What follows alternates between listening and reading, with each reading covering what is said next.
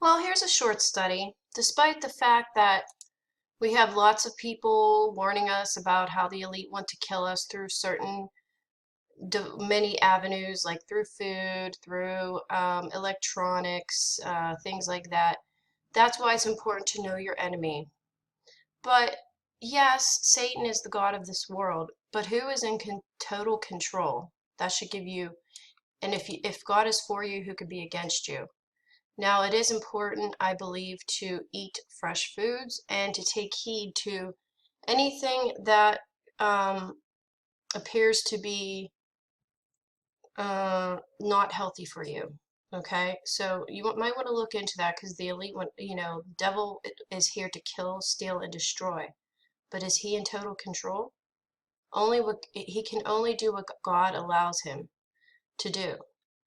So before we can learn to trust that God is in control of all life circumstances, we have to answer 4 questions. Is God really in control? How much control does he have? If he is not in complete control, then who, what is? How can I learn to trust that he is in control and rest in that? Is God really in control? The concept of the control of God over everything is called sovereignty of God. Nothing gives us strength and confidence like an understanding of the sovereignty of God in our lives. God's sovereignty is defined as his complete and total independent control over every creature, event, and circumstances at every moment in history. So the devil can't do nothing without God's approval first. The New World Order would already be here by now.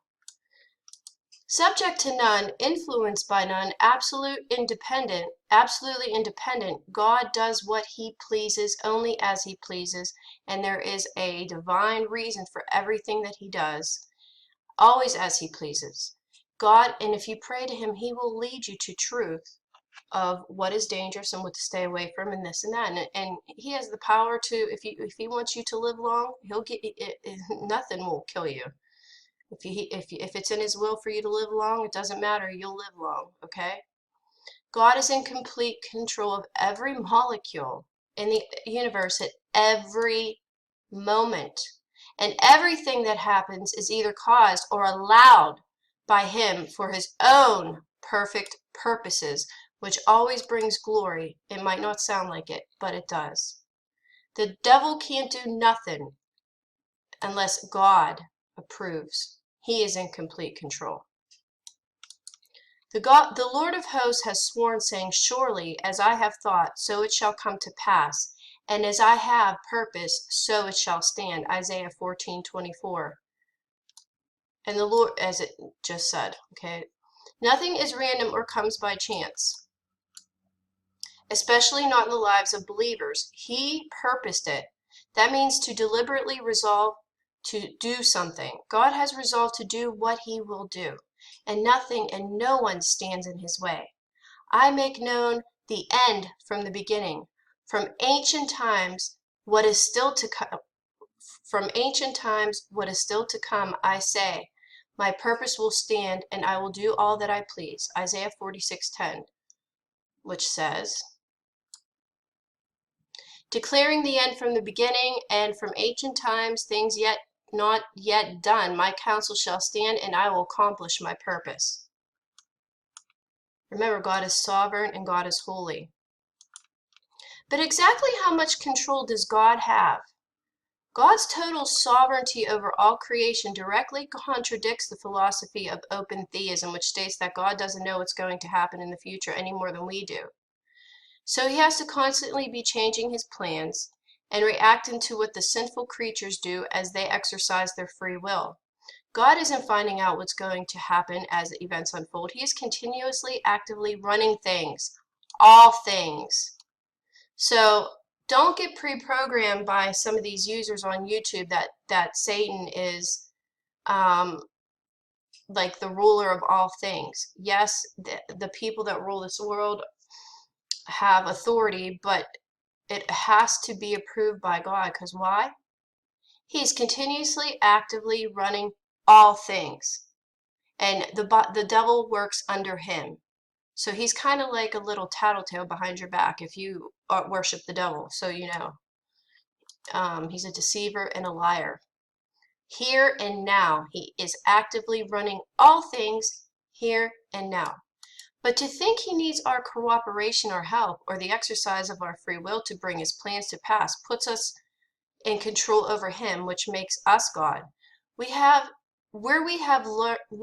have we heard that lie before? It's a rehash of Satan's same old lie from the garden. You shall be like God, Genesis 3:5. Our wills are only free to the extent that God allows us that freedom and no further.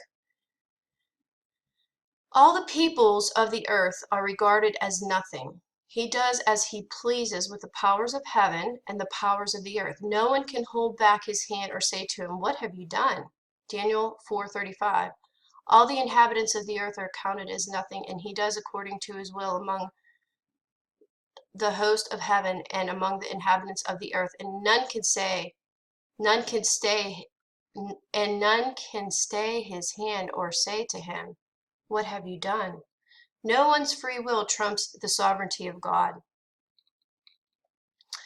Some people find it appealing to think that Satan has control over a certain amount of life. I see this going on, and this is going into people's subconscious mind. They think that Satan has total control, and this is a little trick, I believe, that's going on. So some people find it appealing to think that Satan has total control over a certain amount of life, that God is constantly revising his plans to accommodate Satan's tricks. The book of Job is a clear illustration of just who has the sovereign power and who doesn't. Satan came to God and in effect said, "Job only serves you because you protect him." So God gave Satan permission to do certain things to Job, but no more. Job 1:6-22.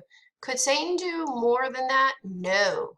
God is in control over Satan and his demons who try to thwart God's plans at every step.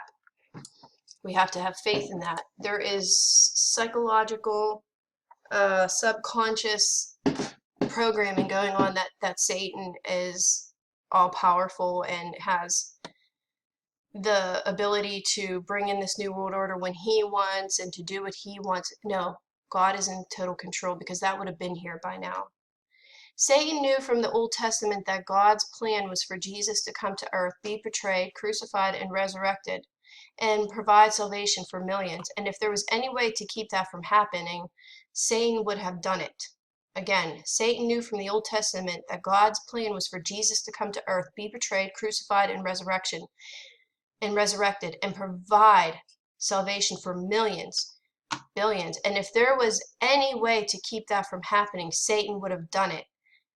If just one of the hundreds of prophecies about the Messiah could have been caused by Satan to fail to come to pass, the whole thing would have collapsed. But the numbers of independent free will decisions made by thousands of people were designed by God to bring his plan to pass in exactly the way he had planned it from the beginning, and Satan couldn't do a thing about it. Jesus was delivered by the determined purpose and foreknowledge of God. Acts 2:23. This Jesus delivered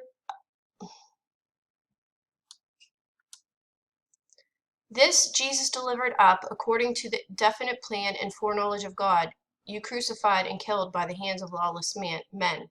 So Jesus was delivered by the determined purpose and foreknowledge of God. No action by,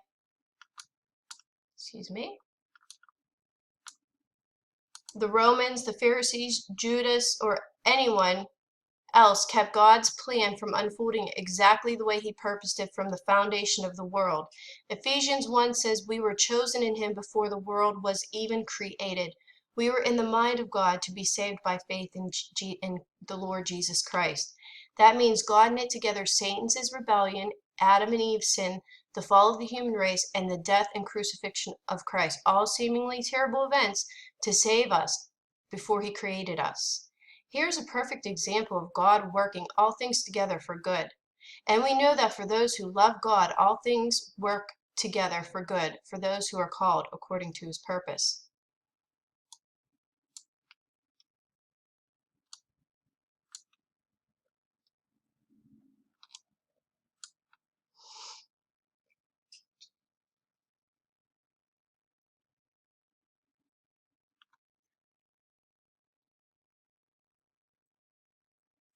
Unlimited in power, unrivaled in majesty, and not thwarted by anything outside himself, our God is in complete control of all circumstances, causing or allowing them for his own good purposes and plans to be fulfilled exactly as he foreordained. Excuse me, my arm has a little sharp pain in it.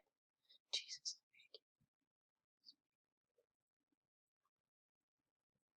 Excuse me. Finally, the only way to trust in God's sovereign control and to rest in it is to know God, right? To trust in his sovereign control and rest in it is to know God. And I find I'm okay. You can find rest because you can trust him that he's in control and know God. Know his attributes, know what he has done in the past, and this builds confidence in him. That's for sure. Daniel 11:32b.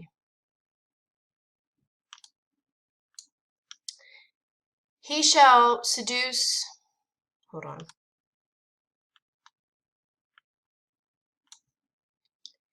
He shall seduce flattery those who violate the covenant, but the people who know their God shall stand firm and take action. The people who know their God shall be strong and carry out great exploits. Imagine that kind of power in the hands of an evil, unjust God, or a God that really doesn't care about us. But we can rejoice in our God's sovereignty because it is overshadowed by his goodness, his love, his mercy, his compassion, his faithfulness, and his holiness. But we can't trust someone we don't know, and there is only one way to God, through his word and of course through Jesus Christ. There is no magic formula to make us spiritual giants overnight, no mystical prayer to pray 3 times a day to mature us, but build our faith and make us towers of strength and confidence. There is only the Bible, of course, and Jesus, the single source of power that will change our lives from the inside out, but it will take effort, diligent, everyday effort to know the God who controls everything. If we drink deeply of his word and let it fill our minds and hearts, which is what I'm doing, the sovereignty of God will become clear to us and we will rejoice in it because we will know intimately and completely trust the God who controls all things for his purposes.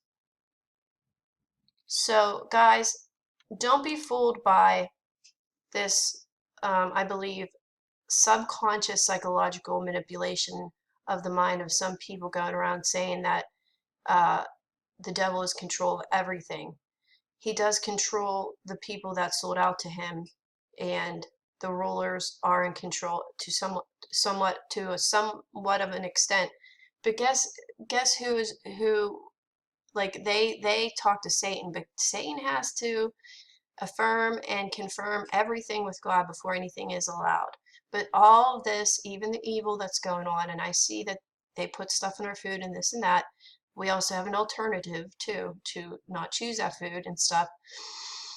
But we also have the peace in knowing, like he has to have, he can't do anything he wants. God is in control. Be at peace in that, okay? Satan has control after God has to approve of everything, okay? So maybe I'm overreacting about some of these people that are subconsciously trying to make us think that the devil is more powerful than God and in control. He is in control of this world, but he can't do anything in this world without God's permission. Okay?